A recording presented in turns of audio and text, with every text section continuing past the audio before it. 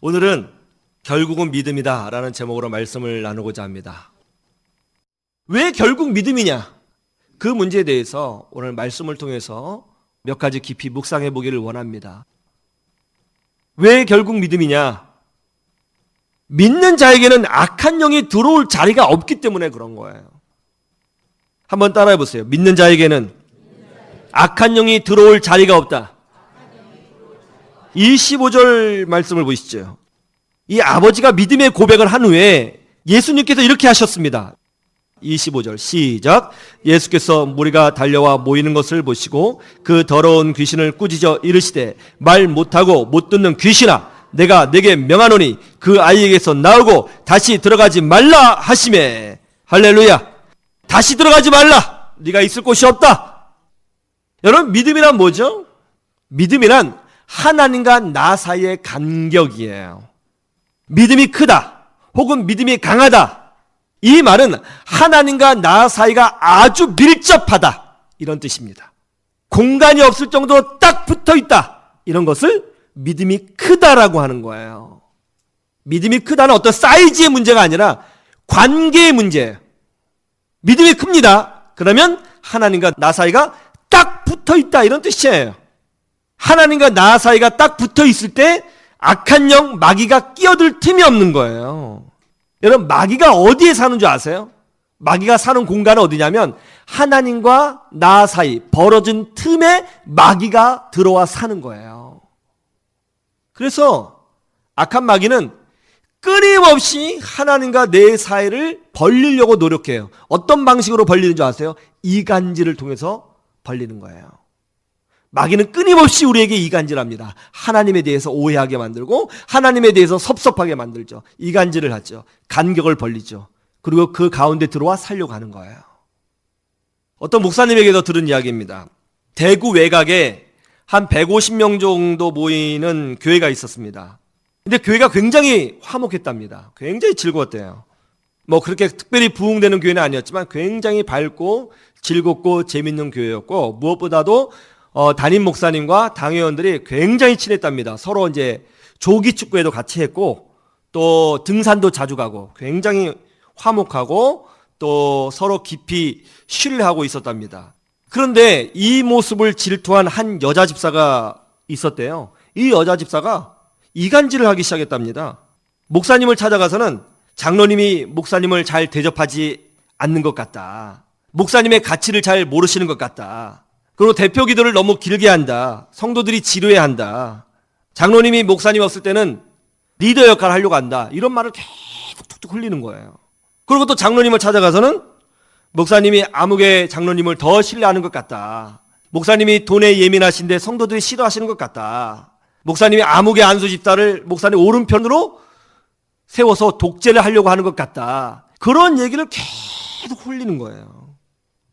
그러니까 사람이 참 묘하죠. 그런 얘기를 들으니까요, 처음에는 아니겠지 하다가도 계속 들으면 어때요? 이 사람이 마음이 가거든요. 교회가 좀 애매하게 된 거예요, 분위기가. 근데 그 사실 여부를 알려고 그 여자 집사를 당회에 불렀습니다. 이제 3자 대면을 하기 위해서 불렀어요. 그때 그 여자 집사가 당회에 오지 않고 갑자기 교회가 이상한 교회라고, 자기를 나쁘게 몰아간다고 막 욕을 하더니 나가버린 거예요. 그리고 연락두절. 이랬대요. 마귀는 하나님과 우리 사이를 끊임없이 이간질하죠. 하나님이 정말 사랑이시라면 왜 나를 이렇게 하셨을까? 하나님은 능력이 많으신데 왜 나에게 복을 주지 아니하실까? 하나님은 왜 우리 가정에 이런 문제를 주셨을까? 하나님은 왜 내 원수에게 복수해 주시지 아니하시는가? 끊임없이 우리에게 섭섭한 마음을 넣어줘요. 이간질하는 거죠. 그래서 하나님과 우리 사이가 벌어지게 합니다. 그리고 그 자리에 들어가 살려고 하는 거예요. 그 벌어진 틈에 마귀가 들어오면, 악한 영이 들어오면 어떻게 됩니까? 하나님의 말씀이 들리지도 않고 하나님께 기도하지도 못하는 거예요. 오늘 귀신처럼 듣지도 못하고 말하지도 못하는 것처럼. 그리고 물과 불에 끊임없이 들어갔던 것처럼 하나님과 관계가 멀어지면 끊임없이 자기 학대를 하면서 영적으로 망하는 인생을 살 수밖에 없는 것입니다. 유럽의 한 작은 나라에서 있었던 일입니다. 왕이 도둑질을 한 한 청년을 사형시키려고 했습니다. 그에게 죽기 전에 소원이 무엇이냐고 물어봤습니다. 죽기 전에 소원이 무엇이냐? 예, 제가 죽기 전에 저희 어머니를 한번 보고 죽고 싶습니다. 어머니를 한 번만 만나게 해주십시오. 말도 안 된다. 너 고향 가서 어머니 만난다고 하면서 도망가려고 그러지? 그런 소원은 들어줄 수가 없다. 말도 안 되는 소리야. 한 번만 어머니를 만나게 해주십시오. 소원입니다. 안 돼. 근데 갑자기 이 사형수의 친구가 나섭니다. 왕이시여, 저 친구의 소원을 들어주십시오. 제가 친구인데 제가 대신 볼모로 잡혀 있겠습니다. 우리 친구가 오지 않으면 저를 처형하시면 됩니다. 제발 친구의 소원을 들어주십시오. 그래서 왕이 그렇게 하기로 하고 이 친구를 잡아주고 사형수 청년은 고향에 갔다 오도록 3일의 기회를 주었습니다. 3일 동안 오지 않으면 대신 친구가 죽게 되는 것이죠. 시간이 점점 흘러가는데 친구가 정말 오지 않는 거예요. 3일이 다 됐는데 오지 않아요. 그때 왕과 신하가 이 친구를 비웃습니다. 네가 속은 거야.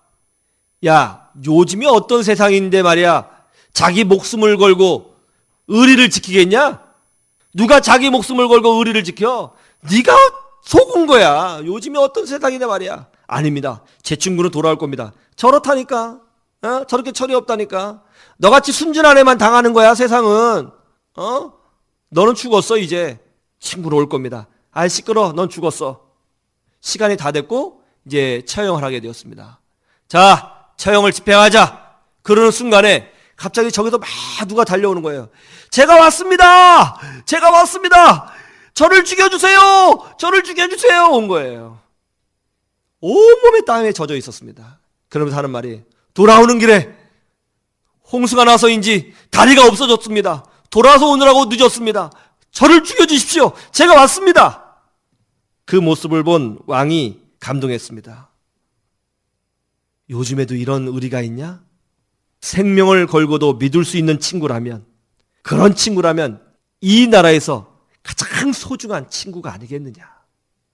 둘 다 살려주어라 했다는 겁니다. 여러분, 이간질하는 악한 영적 세력에게 틈을 주지 마십시오. 하나님은 그래도 여러분을 사랑하십니다. 이 믿음으로 승리하시기를 주님의 이름으로 축원합니다.